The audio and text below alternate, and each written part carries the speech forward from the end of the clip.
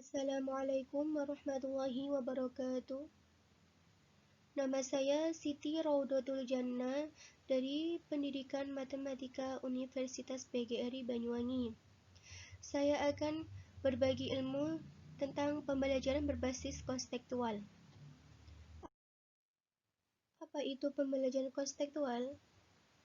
Pembelajaran konstekstual yaitu mempraktekkan konsep belajar yang mengaitkan materi yang dipelajari siswa dengan situasi dunia nyata atau kehidupan.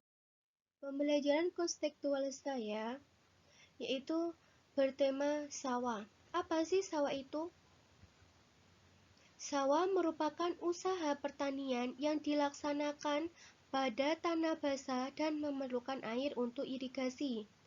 Dalam bersawah, pengolahan lahan dilakukan secara intensif, mulai dari pemilihan bibit atau benih, menyiapkan lahan, penanaman padi, perawatan dan pemeliharaan, pemupukan, dan proses panen. Ketika mengolah sawah, terdapat banyak alat dan bahan yang digunakan, seperti cangkul, semprot, sepatu bengkap, traktor atau sengkal, pupuk, penggiling padi, dan masih banyak lagi. Sawah sangat bermanfaat bagi manusia, karena tanpa sawah, maka padi dan seisinya tidak akan kita makan, di mana kita tahu bahwa padi merupakan makanan khas Indonesia.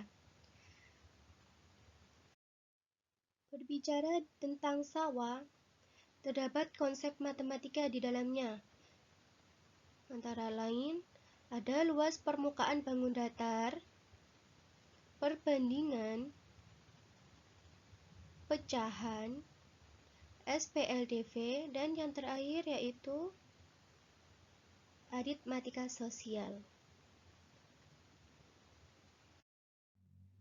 Proses yang pertama yaitu memilih benih padi berkualitas.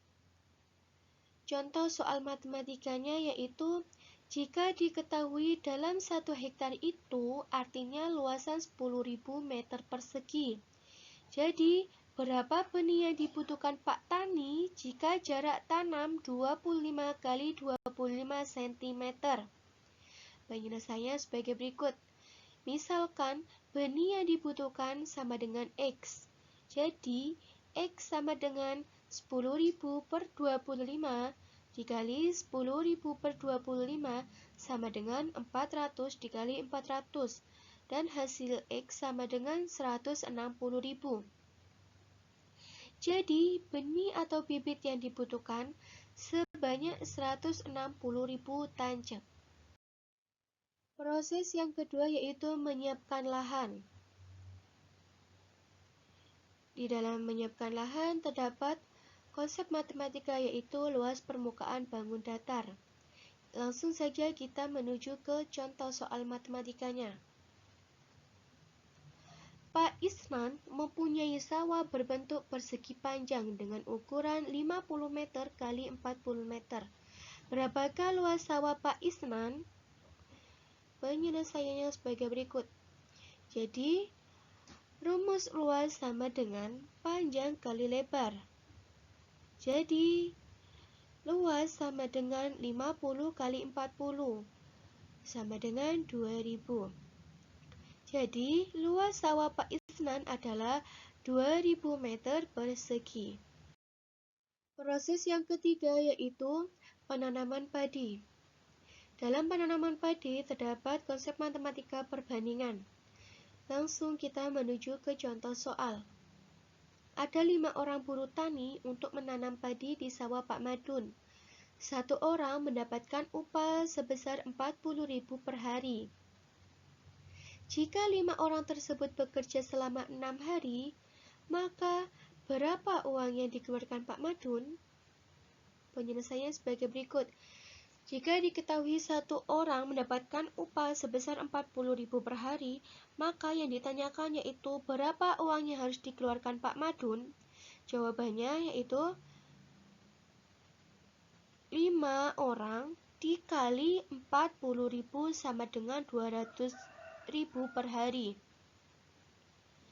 Karena bekerja selama 6 hari, maka 200.000 dikali 6 sama dengan 1.200.000 per hari.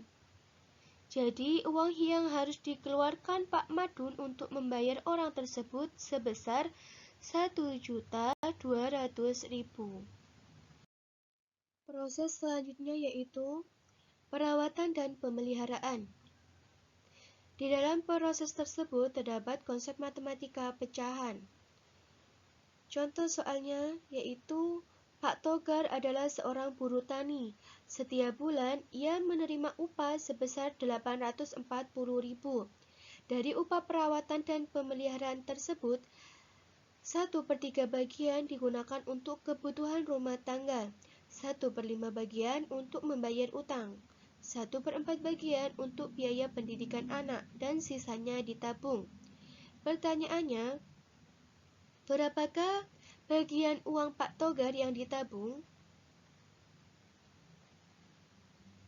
Penyelesaiannya yaitu upah seluruhnya adalah 1 bagian, sehingga bagian yang ditabung sama dengan 1 dikurangi 1/3 dikurangi 1/5 dikurangi 1/4 sama dengan 60/60 dikurangi 20/60 dikurangi 12/60 dikurangi 15/60 sama dengan 60 dikurangi 20 dikurangi 12 dikurangi 15/60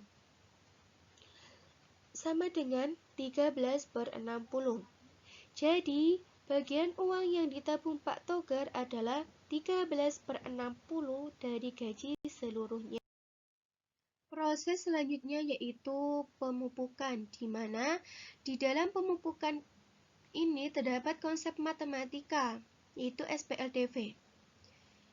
Contoh soal matematikanya yaitu jika harga 3 kg pupuk A dan 5 kg pupuk B adalah 36.000 dan harga 4 kg pupuk A dan 3 kg pupuk B adalah 26.000, maka tentukan harga per kilo pupuk tersebut. Penyelesaiannya, jika kita misalkan pupuk A sama dengan X dan pupuk B sama dengan Y, maka dapat kita ketahui 3X ditambah 5Y sama dengan 36.000. Kemudian kita kalikan dengan 4. Hasilnya 12X ditambah 20Y sama dengan 144.000. Persamaan kedua yaitu 4X ditambah 3Y sama dengan 26.000. Kemudian kita kalikan dengan 3. Hasilnya 12X ditambah 9Y sama dengan 78.000. Kemudian kita kurangi. 12X dikurangi 12X sama dengan 0.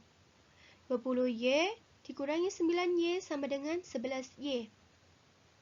144.000 dikurangi 78.000 sama dengan 66.000. Jadi, Y sama dengan 66.000 dibagi 11. Dan Y hasilnya 6.000. Jadi, pupuk B bernilai 6.000. Kemudian untuk mengetahui pupuk A dengan cara 4X ditambah 3Y sama dengan 26.000. 4X ditambah 3 dikali nilai Y, yaitu sebesar 6.000 sama dengan 26.000. Maka 4X ditambah 18.000 sama dengan 26.000. 4X sama dengan 26.000 dikurangi 18.000. 4X sama dengan 8.000. Jadi nilai X sama dengan 8.000 per 4. Atau 8.000 dibagi 4 sama dengan 2.000. Jadi harga pupuk A sama dengan 2.000. Jadi harga per kilo pupuk A dan pupuk B adalah 6.000 dan 2.000. Kemudian proses yang terakhir yaitu proses panen, di mana dalam proses panen ini terdapat konsep matematika aritmatika sosial. Contoh soalnya, seorang petani menggarap sawahnya selama 3 bulan menghabiskan uang sebesar 3 juta. Setelah panen, petani itu mendapatkan uang sebesar Rp5.500.000.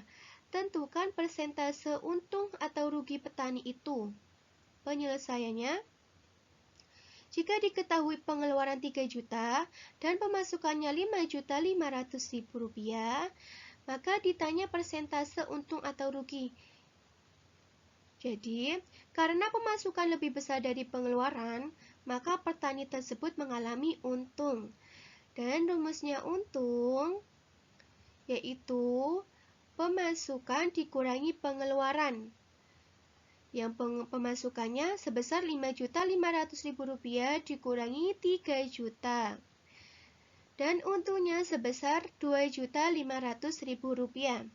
Untuk mengetahui persentase untung petani, yaitu dengan cara untung per pengeluaran dikali 100%, sama dengan untungnya kita ketahui Rp2.500.000 dibagi 3 juta rupiah, yaitu sebagai pengeluaran, dikalikan dengan 100%. Jadi hasilnya 83,34%.